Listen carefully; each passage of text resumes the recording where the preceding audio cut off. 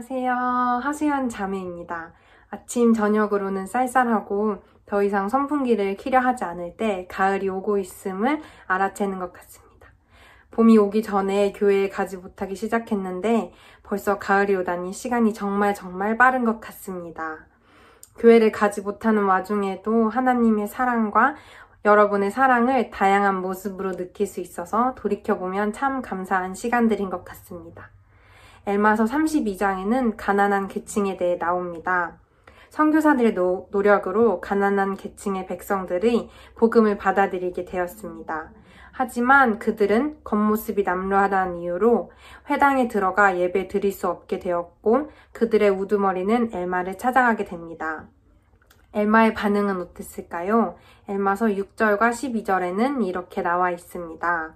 이제 엘마가 이를 듣고 몸을 돌이켜 자기 얼굴을 바로 그에게로 향하고 큰 기쁨으로 바라보았으니 이는 그들의 고난이 진실로 그들을 겸손하게 한 것과 또 그들이 말씀을 들을 준비가 되어 있는 것을 보았습니다.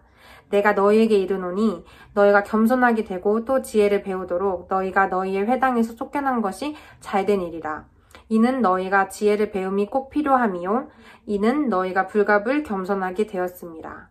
엘마는 가난한 계층의 백성들이 고난으로 인해 겸손을 배우는 것에 대해 기뻐하고 있습니다.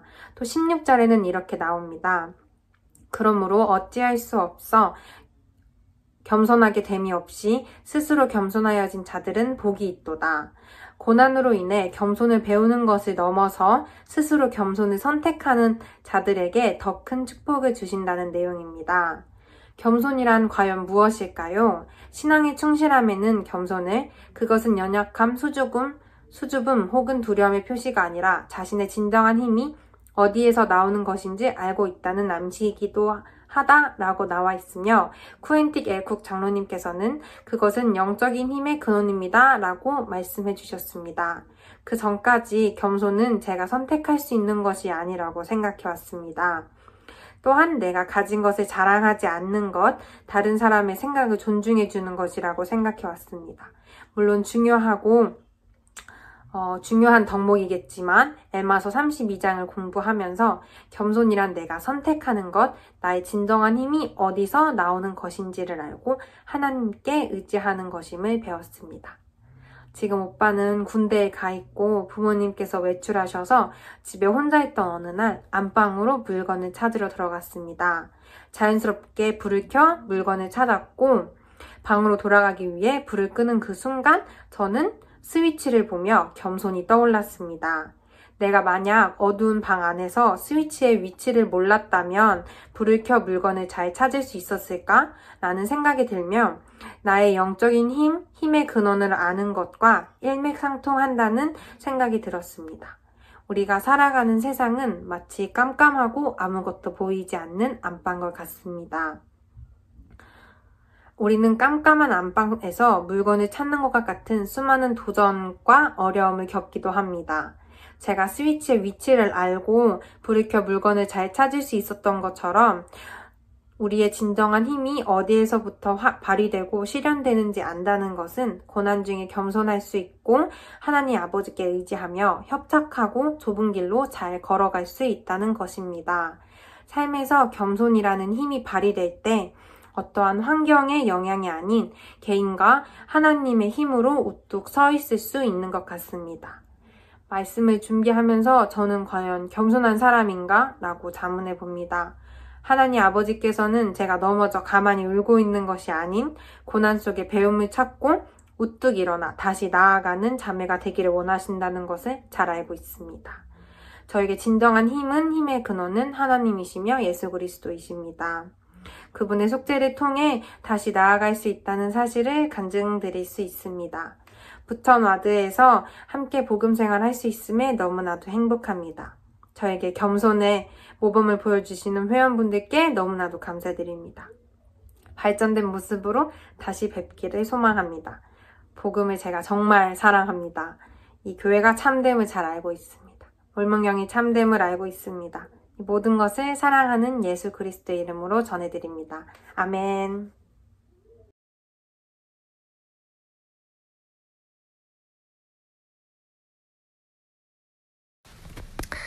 안녕하세요. 부천아드 형제자매 여러분. 저는 김태현 형제입니다.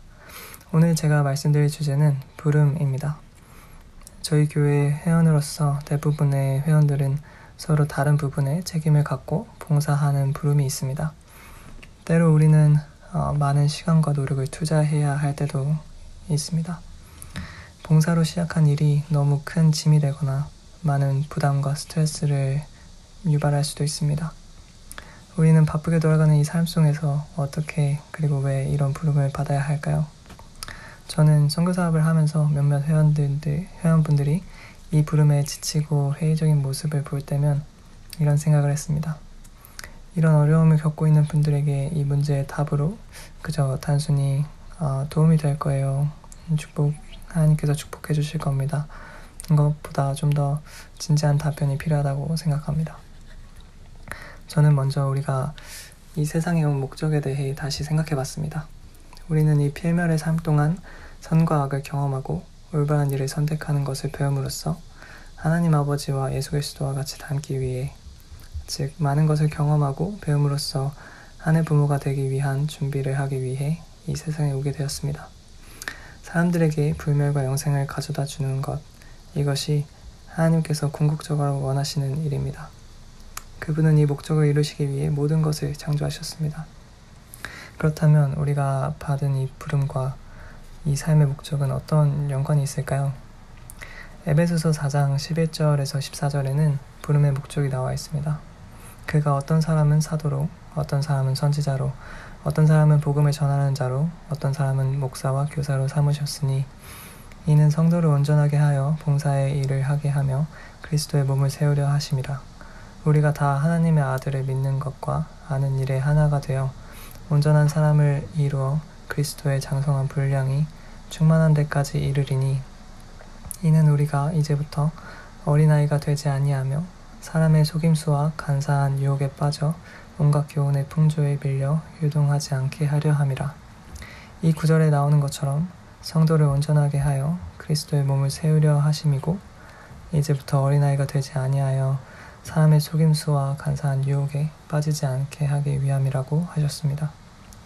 저는 이 구절을 읽고 이 세상의 많은 유혹과 헛된 상상과 이런 속임수들을 간파하여 우리에게 주어진 이 특별한 시간을 현명하게 사용할 수 있도록 하나님 아버지께서 특별히 우리를 훈련시키는 방법이라고 이해했습니다. 또한 부름은 하나님의 계시로서 개개인에게 부여되기 때문에 어떻게 보면 하나님께서 특별히 우리 개개인의 필요사항을 위해 준비하신 방법이라고 생각할 수 있을 것 같습니다. 하나님 아버지께서는 우리 개개인을 알고 사랑하시고 가장 좋은 것을 주기를 원하십니다. 그분께서 우리 개개인을 위해 준비하신 이 부름을 통해 하나님으로부터 더 직접적인 계시와 인도를 받을 수 있고 우리의 필멸의 삶 동안 필요한 것을 배울 수 있습니다.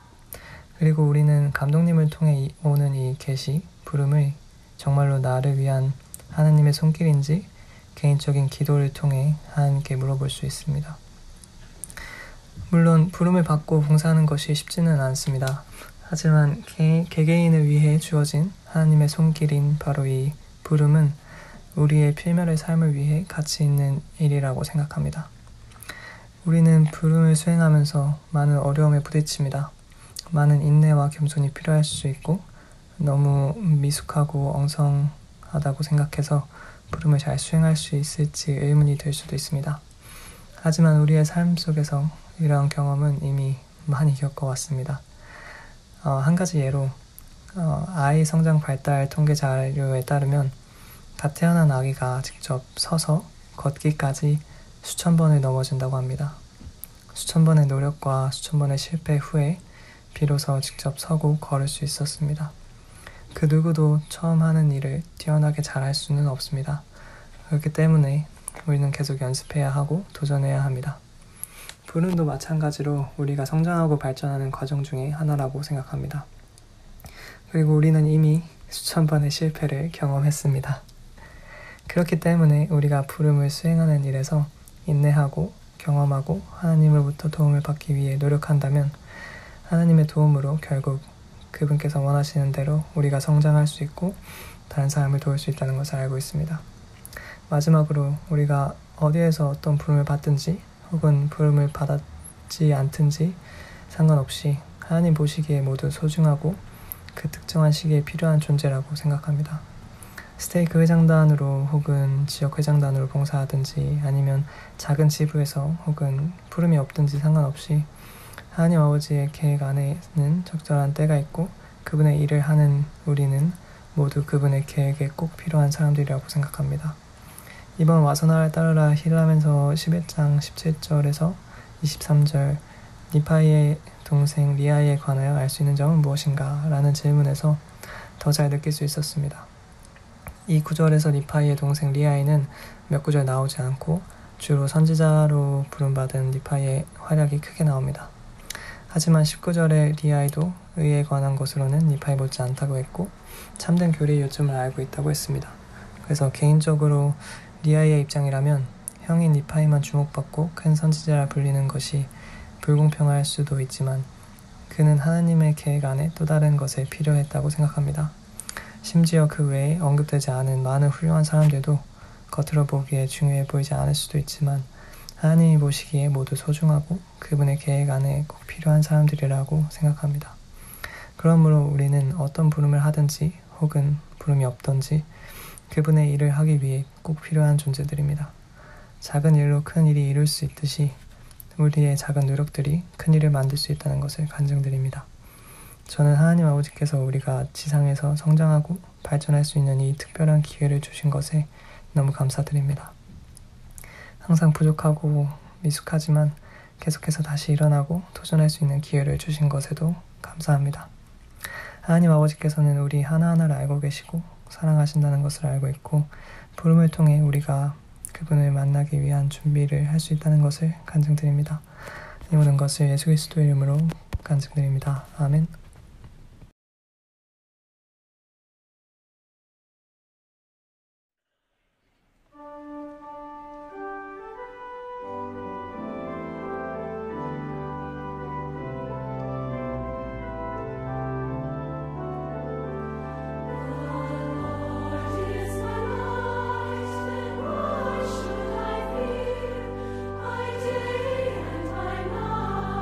His presence is near.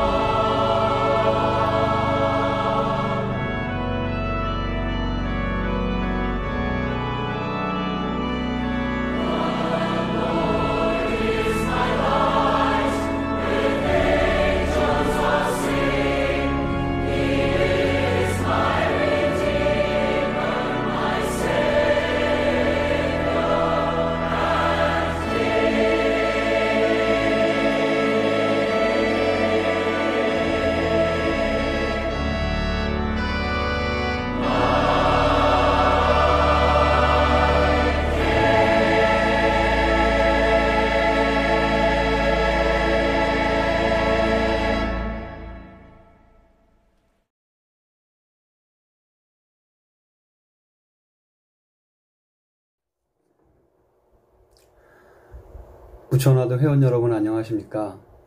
이 어려운 시기에 정신적, 경제적, 육체적으로 많은 어려움을 겪고 계시리라 예상하지만 주님의 사랑 안에서 소망 가운데 잘 이겨내시길 기원합니다. 저는 인천 이화도 소속의 김우식 형제입니다. 이번 안식일에 고등평양 방문이 예정되어 있었는데 코로나19 사태가 진정되지 않고 있는 상황이라 부천화도 회원 여러분들을 직접 만나 뵙지 못하고 이렇게 영상으로 말씀을 전하게 되어 아쉽게 생각합니다. 아직도 이 상황이 언제 마무리가 될지 예상할 수 없어 안타까운 마음이지만 모든 회원들이 밝은 모습으로 우리 다시 만나볼 동안을 소망하며 잘 견딜 수 있는 시기가 되었으면 합니다. 우리는 지금 한 번도 경험하지 못한 아주 혼란스러운 시기에 살고 있습니다. 이런 경험을 해보지 않았기에 우리가 어떻게 대처를 해야 하는지, 어떻게 상황이 전개될 것인지, 또 언제쯤 이 혼란스러운 시기가 끝나게 될 것인지 불확실한 현실에 두려움과 고통의 시간을 경험하고 있습니다. 이러한 시기에 우리는 과연 어디에 의지하며 어떻게 이 어려운 시기를 잘 견디며 생활할 수 있을까요? 지난 연차대회에서 선지자이신 넬슨 회장님은 모든 성도들에게 그의 말을 들으라 라는 권고를 해주셨고 교회도 이에 맞춰 교회 소식이나 모임을 통해 이러한 캠페인을 진행하고 있습니다. 지금부터 200년 전 어린 조셉 스미스는 종교적 혼란 속에서 내가 과연 어떤 교회에 속해야 하는지 혼란스러워했습니다. 어느 이른 봄날 그는 근처 숲속에 들어가 처음으로 소리내어 하나님 아버지께 기도를 드렸습니다. 그때 그의 머리 위에 해보다 더 밝은 빛기둥을 보게 되었고 그 빛기둥이 내려왔을 때 글로 표현할 수 없을 만큼 큰 강체와 영광을 지닌 두 분이 나타나 그중 한 분이 그에게 이르기를 조셉의 이름을 부르면서 다른 한 분을 가리켜 말씀하시기를 이는 내 사랑하는 아들이니 그의 말을 들으라 라는 소리를 들었습니다. 조셉이 정신을 차려서 말을 할 수 있게 되자마자 그는 즉시 그 위에 빛 가운데 서 계시는 두 분께 모든 교파 중에 어느 것이 옳으며 내가 어디에 가입해야 할 것인가를 물었으며 그가 받은 대답은 그중 어디에도 가입해서는 안 된다는 것이었습니다. 이는 그들이 모두 그르기 때문이라는 것이었습니다. 어린 조셉은 이 영적인 경험을 통해 그가 혼란스러워했던 고민들을 해결할 수 있었습니다. 넬슨 회장님은 이번 연차대회 말씀에서 우리가 그분의 아들 말을 들을 때, 진정으로 듣고자 할 때, 어떤 상황에서도 우리가 해야 할 일을 알도록 인도받을 것입니다. 라고 하셨습니다. 그러면서 듣는다 라는 의미에 대해 추가적으로 이렇게 설명하셨습니다. 교리와 성역에서 맨 처음 나오는 단어가 바로 들으라입니다. 그 말은 순종하겠다는 의도를 갖고 있는 것을 뜻합니다. 들으라 라는 말은 그의 말을 들으라, 즉 구주께서 말씀하시는 것을 듣고 그 권고에 주의를 기울이라는 의미입니다. 그의 말을 들으라 라는 새 어절의 말씀을 통해 하나님께서는 우리에게 이 생에서 성공과 행복, 기쁨을 얻기 위한 패턴을 제시하십니다. 우리는 주님의 말씀을 듣고 그 말씀에 순종하겠다는 의도를 갖고 주의를 기울여야 합니다. 라고 하셨습니다. 그렇다면 우리는 우리에게 주어지는 주님의 음성이 맞는지 아닌지를 어떻게 분별할 수 있을까요? 우리가 기도할 때, 경전을 읽을 때, 성전에 있을 때, 교회 모임에 참석할 때 등 여러 상황에서 느끼고 경험한 것이 정말로 이것이 주님의 음성인지 의구심을 가져본 적은 없으신지요? 개인마다 분별하는 방법은 다를 수 있지만 공통적으로 느끼는 기준은 있을 것입니다. 대부분은 우리의 마음이 감동을 느끼게 되거나 또한 어떠한 것을 깨닫게 하시거나 또한 중요한 이슈에 대해서 깊이 생각하게 하시면 참된 주님의 음성이라고 우리는 분별합니다. 하지만 우리가 느끼는 주님의 음성은 일반적으로 세 가지로 구분할 수 있습니다. 첫 번째는 참된 주님의 음성입니다. 두 번째는 자아의 생각입니다. 마지막으로 세 번째는 사탄의 미혹의 음성입니다. 위에 언급한 세 가지를 분별하는 기준은 먼저 그 음성이 경전에 기록되어진 말씀에 바탕을 둔 것인지 판단해야 합니다. 주님은 경전을 통해서 우리를 인도하시기 때문입니다. 또한 주님의 음성은 주님의 성품이 들어있고 평강과 사랑이 들어있는지 느껴야 합니다. 때로는 우리를 꾸짖는 음성이라도 우리가 그 음성을 들으면 우리의 마음은 평온해집니다.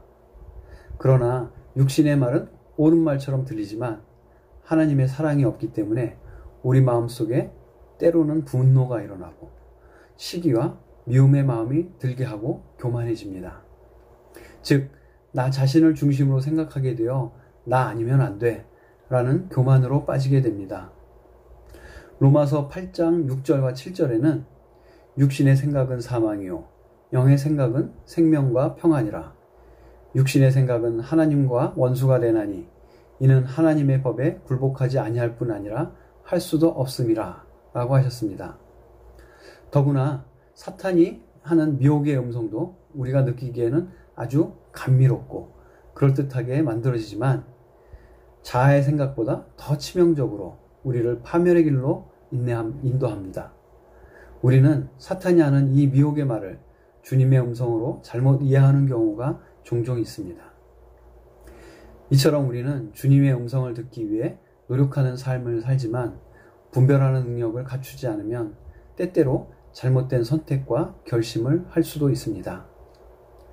넬슨 회장님은 우리가 주님의 말씀을 듣기 위해 다음과 같이 노력할 수 있다고 권고해 주셨습니다.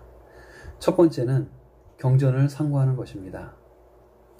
매일 하나님의 말씀에 몰두하는 것은 특히 점점 더 크게 격동하는 요즘 같은 때에 영적 생존을 위해 매우 중요합니다. 매일 그리스도의 말씀을 흡족히 취할 때 그리스도의 말씀은 우리가 한 번도 예상하지 못했던 어려움에 어떻게 대처해야 할지를 알려줍니다. 두 번째는 성전에서 그의 말을 들을 수 있다고 하셨습니다. 주님의 집은 학문의 집입니다. 그곳에서 주님은 그분만의 방법으로 가르치십니다. 그곳에서의 각 의식은 구주에 대해서 가르쳐줍니다. 그곳에서 우리는 휘장을 걷어내고 하늘과 더욱 선명히 소통하는 법을 배웁니다.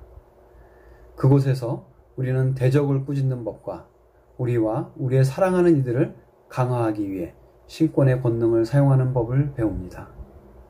참으로 우리는 그곳에서 안식을 찾기를 간절히 구해야 합니다. 세 번째는 성신의 속삭임을 인식하는 능력을 섬세하게 단련하라고 하셨습니다. 성령이 우리에게 어떻게 말씀하시는지 아는 것이 지금보다 더 절실히 필요한 시기는 없습니다. 신의 구성원인 성신은 사자의 역할을 합니다. 그는 하나님 아버지와 아들이 우리에게 알리고자 하시는 것을 우리 마음에 생각나게 할 것입니다. 마지막으로 우리는 선지자, 선견자, 계시자의 말에 주의를 기울일 때 주님의 말씀을 듣게 된다고 하셨습니다. 예수 그리스도의 성인된 사도는 항상 그분에 대해 증언합니다. 그들은 우리가 가슴 찢어지도록 아픈 필멸의 경험들을 하며 미로를 헤쳐나갈 때 길을 제시해 줍니다. 이렇게 우리가 위에 언급한 방법들을 따른다면 분명히 주님의 말씀을 들을 수 있다고 선지자는 가르쳐 주십니다. 저는 이번 코로나19 사태로 저와 제 가정에 닥친 여러 상황으로 인해 혼란스럽고 힘든 시기를 맞이하고 있습니다. 아내는 암수술 후 요양 중이었고 저는 코로나 사태로 오랜 시간 새로운 일자리를 찾지 못해 경제적으로 어려움을 겪었으며 장남은 어학연수를 위해 출국을 할 수가 없어 한 학기 남은 어학연수를 갑자기 중단해야 했으며 셋째는 유학 중에 코로나로 인해서 부득이 귀국할 수밖에 없었습니다. 막내 아들은 부산 선교부로 선교사 부름장을 받았지만 성전의식과 축복사의 축복도 못 받고 온라인 MTC 입소 교육을 받아야 한다는 소식에 한동안 낙담하는 시간을 보내게 되었습니다. 우리 가족 모두가 자신의 의지와는 상관없이 밀려오는 상황을 속절없이 감내해야 했습니다. 하지만 시간이 지나고 그러한 어려운 시기를 잘 견뎌내는 과정 속에서 주님은 우리 가족에게도 기회와 축복을 주셨습니다. 아내는 건강을 많이 회복했고 저도 새로운 일자리를 찾았으며 자녀들도 그 많은 원망과 불평들이 사그라들고 평안을 찾기 시작했습니다. 우리 가족은 예전처럼 다시 활기찬 생활을 하게 되었습니다. 어려움 속에서도 우리 가족이 주님의 말씀을 가까이 하고자 노력하고 가르침을 따르고자 하는 소망이 큰 힘이 되었다고 생각합니다. 넬슨 회장님의 말씀처럼 이렇게 우리가 불안감과 두려움에 휩싸여 있을 때 우리가 어떻게 도움을 구할 수 있는지 저는 이 말씀을 준비하면서 더욱더 잘 알 수가 있었습니다. 이 어려운 시기에 아주 힘든 고통을 겪고 계신 분들도 많으시리라고 생각합니다. 신앙적으로나 육체적으로, 특히 경제적으로 어려움을 겪고 계신 분들에게 힘내시라는 응원의 말씀을 드리고 싶습니다. 주님께서는 이러한 우리의 어려움을 다 알고 계시며 어떠한 일이 있더라도 우리가 소망과 신앙 가운데 굳게 서서 주님의 말씀을 듣고자 노력한다면 언제나 그분의 따뜻한 손길로 인도해 주신다는 것을 간증드립니다.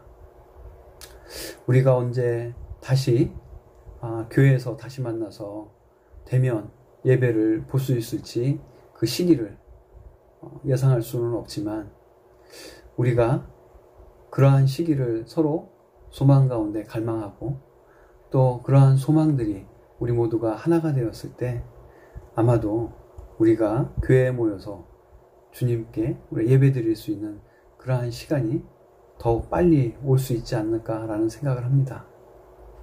저는 지난 몇 개월 동안에 우리가 가정에서 예배를 보고 회원들을 만나지 못하는 그러한 시간이 길어짐으로 인해서 많은 그러한 어려움도 겪었고 또 많은 신앙적인 나약해짐도 느낄 수 있었습니다. 이것은 저만이 아니라 여러분들도 아마도 비슷한 경험을 하셨으리라고 생각합니다. 이런 시기에 우리가 더욱더 강한 그러한 의지와 또 소망을 갖고 또 이러한 어려움을 잘 극복해낼 수 있다라는 그러한 자신감을 갖는다면 우리가 다시 만날 때 기쁜 마음으로 서로 인사 나눌 수 있는 그러한 시간이 되지 않을까 생각합니다. 우리가 다시 만날 때까지 여러분의 가정에 건강과 화평이 함께 하시길 기원합니다.